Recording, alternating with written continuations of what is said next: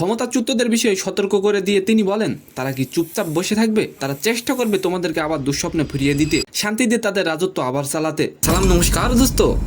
গণ আন্দোলনে আওয়ামী লীগ সরকারকে হটিয়ে নতুন স্বপ্নের পথে যাত্রা শুরু হয়েছে। তা থেকে দূরে সরে গেলে সঙ্গে সঙ্গে ভুল ধরিয়ে দিতে শিক্ষার্থীদের প্রতি আহ্বান জানিয়েছেন প্রধান উপদেষ্টা। 5ই আগস্ট 2024 হাসিনার পদত্যাগ করার পর শিক্ষার্থীরা যে কাজ শুরু করেছে তা শেষ না করে বেরিয়ে যেও না বলে মন্তব্য করেছেন তিনি। রোববার তেজগাঁয় প্রধান উপদেষ্টা সরকারি কার্যালয়ে শিক্ষার্থীদের সঙ্গে একটি মতবিনিময় সভায় অনুষ্ঠিত হয়, যেখানে উপস্থিত ছিলেন উপদেষ্টা আসিফ, উপদেষ্টা নাইচ ও আরও অনেকে।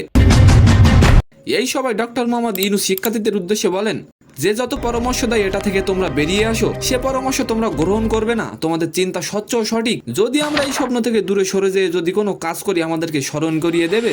দোস্ত, অন্যদিকে গোপালগঞ্জে শিক্ষার্থীরা আন্দোলন করছে শেখ হাসিনাকে দেশে আনার জন্য।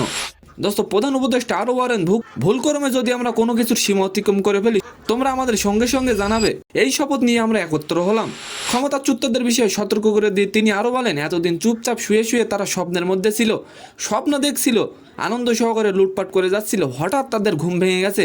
তারা কি চুপচাপ বসে থাকবে? তো সম্মানিত দর্শক, আজকের ভিডিওটি কেমন লাগলো অবশ্যই কমেন্ট বক্সে জানাবেন। আর ভিডিওটি যদি ভালো লাগে অবশ্যই একটি লাইক দিয়ে আমাদের চ্যানেলটিকে সাবস্ক্রাইব করে দিবেন। ধন্যবাদ।